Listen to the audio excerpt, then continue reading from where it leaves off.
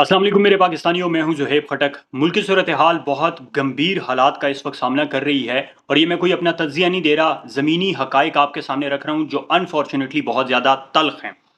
Express Tribune की खबर है जनाब, आपके सामने रख रहा हूं। कौमी असासे फ़रोख्त किए जा रहे हैं। इससे पहले हम सुनते थे कि जनाब हमारी मोटरवे गिरवी है, हमारे एयरपोर्ट्स गिरवी हैं और इसके बदले हमने कर्जे लिए हैं और ये सब नून लीग के दौर में हुआ है। इस दफ़ा भी इम्पोर्टेड गवर्नमेंट को बाकायदा एक मिशन दे के लाया गया है और ये मिशन क्या है सुनिए जनाब। Islamabad, in a desperate attempt to save the country from default through emergency sale of states' assets to foreign countries, the federal cabinet has approved an ordinance to bypass all the procedures for the process and also abolish regularity checks, including the applicability of 6 relevant laws. ये मैंने आपको एक headline सुनाई है। होने ये जा रहा है कि ऐसा कानून बनाया जा रहा है कि जब स्टेट्स एसेट जो हैं कौमी असासे बेचे जाएंगे, वो उनको आप चैलेंज नहीं कर सकेंगे। किसी अदालत में आप नहीं जा सकेंगे कि जनाब इनको रोका जाए और ये फोर्स किया जाएगा सूबों को भी कि अगर बलूचिस्तान में कोई ऑयल एंड गैस की जो है प्रोजेक्ट्स चल रहे हैं या केपीके में चल रहे हैं या पंजाब का कोई कौमी असासा है या सिंध का कोई कौमी असासा है, तो फेडरल गवर्नमेंट जो हमारी वफाकी हुकूमत है वो उसको बेचने के लिए जाएगी तो कोई शख्स भी उस पर सवाल नहीं उठा सकता। ये जनाब ये लोग करने जा रहे हैं इस मुल्क के साथ। इस मुल्क को इन्होंने 3 महीने 4 महीने में इस नहज पे पहुंचा दी है जिसका जीडीपी ग्रोथ 6% पे पहुंच चुकी थी, आज वो दिवालिया होने की नहज पे पहुंच चुका है। अक्सर लोग पूछते थे कि जनाब इमरान खान साहब तो बड़ा कहते थे कि मैं लूटी हुई दौलत वापस लेके आऊंगा, कहाँ है वो लूटी हुई दौलत? ये खबर भी अब सुनिए जनाब। Around 172 people, including prominent politicians such as Asif Ali Zardari, Bilawal Bhutto Zardari, and Sindh Chief Minister Murad Ali Shah, are being investigated by the Accountability Watchdog in a case. NAB claims the several of those under investigation have entered into plea bargains with the Bureau, which has resulted in recoveries of, और से सुनिएगा, 33 अरब 246 करोड़ रुपया plea bargain के जरिए नैब ने recover किया है। ये मैं आपको एक्सप्रेस ट्रिब्यून की खबर बता रहा हूं, अपनी तरफ से कुछ नहीं बता रहा, जो रिकॉर्ड पे चीजें मौजूद हैं वो बता रहा हूं। 33 अरब 246 करोड़ रुपया 172 लोगों से जो है रिकवर किया गया है। ये नैब ने इमरान खान साहब के दौर में जब उनकी हुकूमत से जाने के पहले रिपोर्ट्स आई हैं, उस वक्त की ये उन्होंने रिपोर्ट शाया किया। अब सवाल ये पैदा होता है कि अगर मुल्क जो है दिवालिया होने की नहज पे पहुंच चुका है और हमें ज़ाहिर है कोई कर्जा नहीं देगा, और अगर मुल्क अल्लाह ना करे दिवालिया हो गया, इमरान खान साहब कहते हैं श्रीलंका जैसे हालात होंगे। मैं आपको बता रहा हूँ श्रीलंका से ज़्यादा बदतर हालात होंगे। श्रीलंका की आबादी 3 करोड़ भी पूरी नहीं है और हमारी मरदमशुमारी को अरसा दराज हुआ है, हम 23 करोड़ क्रॉस कर चुके हैं। अगर पाकिस्तान डिफॉल्ट अल्लाह ना करे मेरे मुंह में खाक कर जाता है तो इस सिचुएशन में क्या होगा? क्योंकि जो ग्राउंड रियलिटीज़ हैं वो यही हैं कि पाकिस्तान डिफ़ॉल्ट की तरफ तेज़ी से जा रहा है। जो इंटरनेशनल जो फोरम्स हैं उस पर यही डिस्कशन हो रही है कि पाकिस्तान जो है आज नहीं तो कल, कल नहीं तो परसों डिफ़ॉल्ट के नहज पे पहुंच चुका है। होगा क्या जनाब? कौमी असासे ये लोग बेच रहे हैं। बिलावल हाउस नहीं बेचते, सरे महल नहीं बेचते, आपके जाती उमरा नहीं बेचते, अरबों रुपए के तो ये असासे पड़े हैं। आपका मेफेयर फ्लैट्स नहीं बेचते, बेच रहे हैं तो कौमी असासे बेच रहे हैं, बेच रहे हैं तो मुल्क को बेच रहे हैं। इसी मिशन पे इनको लाया गया है। क्योंकि आपको मैं बताऊं कि 2020 के जो हमारे दुश्मनों ने जिन्होंने इंपोर्टेड गवर्नमेंट को लेके आए हैं, उन्होंने जो नक्शे जारी किए हैं उसमें पाकिस्तान का नामो निशान नहीं है। पाकिस्तान के 4 टुकड़े हो चुके हैं। अब 1-2 साल ऊपर नीचे हो गया है इमरान खान की वजह से, तो वो अलग बात है, लेकिन मिशन पे इसीलिए इनको लाया गया है कि पाकिस्तान के 4 टुकड़े करने हैं। सुनते जाइए जनाब। अगर पाकिस्तान जो है अल्लाह ना करे वो दिवालिया हो जाता है तो क्या होगा? फॉरेन एसेट्स जो हैं हमारे, जो हमारे बाहर के मुल्कों में रियासती हमारे असासे हैं, वो होल्ड कर लिए जाएंगे, सीज कर लिए जाएंगे।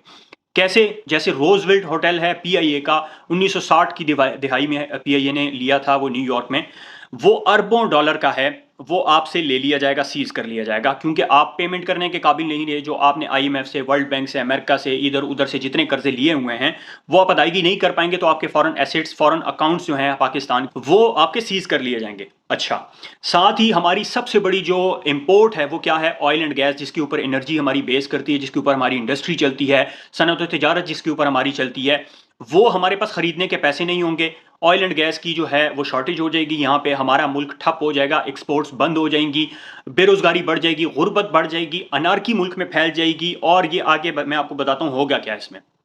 साथ ही साथ जब ये सब कुछ होगा, आपको पता है कि हम दाल, चावल, गंदम, खाने का तेल, ये सारी चीज़ें जो हम एक ज़रूरी मुल्क होने की निस्बत से हमें खुद प्रोड्यूस करना चाहिए था, वो भी हम नहीं कर रहे, बाहर से हम इंपोर्ट करवाते हैं। ये सब भी आपको खाने के लाले पड़ जाएंगे, ये भी नहीं होगा। फॉरेन और लोकल जो बैंक्स हैं वो शरह सूद इतनी बढ़ा देंगे कि आप कर्जा भी नहीं ले सकेंगे। इतनी ज़्यादा जो है आप ये हालत हो जाएगी आपकी। अवाम क्या करेगी? वो बैंकों से पैसा निकालना शुरू कर देगी, क्योंकि अवाम को ये डर होगा कि हुकूमत के पास तो पैसे नहीं हैं, ये हमारे पैसे ही कहीं कर्ज़ों में ना जो है अदायगियाँ करनी शुरू कर दें। आपके जो लोकल बैंक्स हैं या आपके स्टेट बैंक हैं, ये सारे के सारे डिफ़ॉल्ट कर जाएँगे, मुल्क एकदम से बैठ जाएगा। जैसे एक बिल्डिंग में धमाका होता है, बिल्डिंग बैठ जाती है, ये हाल होगा। और उसके बाद क्या होगा? आपकी स्टॉक एक्सचेंज क्रैश कर जाएगी, फॉरेन इन्वेस्टमेंट तबाह बर्बाद हो जाएगी, मुल्क आपका ज़ीरो पे। आगे सुनते जाएँ जनाब। जब गुर्बत, महंगाई और ये सब कुछ होगा, उससे क्या होगा? अनार्की। अनार्की से क्या होगा? जब लोगों के पास खाने के पैसे नहीं होंगे तो स्ट्रीट क्राइम्स बढ़ेंगे। स्ट्रीट क्राइम्स बढ़ेंगे, उसमें आपके दुश्मन वो ताक लगाए बैठे हैं कि किसी तरह आपकी जो है मुर्दा हालत हो और गिद्धों की तरह आप पे चिमटें और आपको नोच खाएं। ये हालत होने जा रही है आपके मुल्क की, और अल्लाह ना करे मेरे मुंह में खाक, सिविल वॉर शुरू होगी और श्रीलंका से ज़्यादा बदतर हालात होंगे। श्रीलंका आज भी एक मुल्क की तरह खड़ा तो है, हमारे 4 टुकड़े होंगे। इसी मिशन पे इनको लाया गया है, इस इंपोर्टेड गवर्नमेंट को। जब हमारी ये जो है इतनी ज़्यादा बुरी फाइनेंशियल सिचुएशन होगी और अनार्की की सिचुएशन होगी, फिर हमें जो है आईएमएफ क्या कहेगा कि जनाब आपसे तो मुल्क ही नहीं संभाला जा रहा, आपके तो इतने जो है न्यूक्लियर एसेट्स जो हैं आपके पास, ये आप इनकी हिफाजत करने के काबिल ही नहीं है।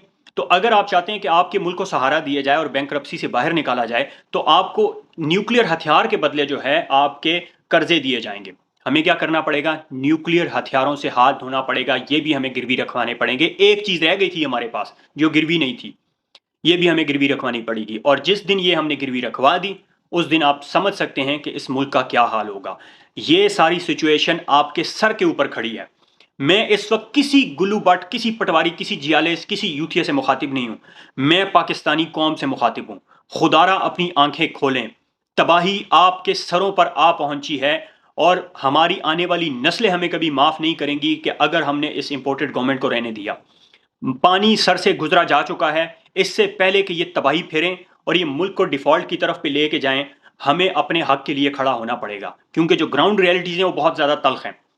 बचने वाला नहीं है पाकिस्तान। जो इनके जो अज़ाइम हैं, मज़मूम अज़ाइम, इनके मकासद जो हैं, उसमें ये पीआईए को भी रगड़ा लगाएंगे, उसमें ऑयल एंड गैस को भी रगड़ा लगाएंगे, उसमें जो है आपकी स्टील मिल को भी रगड़ा लगाएंगे। जो जो इनके पास जो है दिहाड़ियाँ लगाने के मौके आएंगे, क्योंकि इनका तो कोई स्टेक नहीं है पाकिस्तान के अंदर, इनके तो असासे भी बाहर, औलादे भी बाहर, बिजनेस भी बाहर, सब कुछ इनका बाहर है। इनको क्या लगे अगर पाकिस्तान डिफॉल्ट करता है, 23 करोड़ अवाम डूबती है तो डूब जाए, और हमारे न्यूट्रल्स माशाल्लाह वो न्यूट्रल्स हैं, पाकिस्तान की तबाही देख रहे हैं। इसी तरह बांग्लादेश सानिया हुआ था कि जब लोगों के हक के ऊपर डाका मारा गया था, लोगों का हक के खुद इरादियत, उनकी जो है वोट की ताकत उनको नहीं दी गई थी, और यही सब कुछ उस वक्त भी हुआ था, तो मुल्क दो लख्त हो गया था, और न्यूट्रल हमेशा की तरह न्यूट्रल।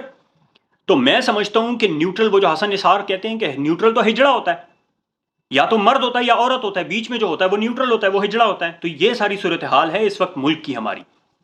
न्यूट्रल न्यूट्रल बने बैठे हैं, वो तबाही देख रहे हैं कि हमारे दरवाजे पे आ पहुंची है, उसके बावजूद ये इंपोर्टेड गवर्नमेंट हमारे सरों पे सवार है।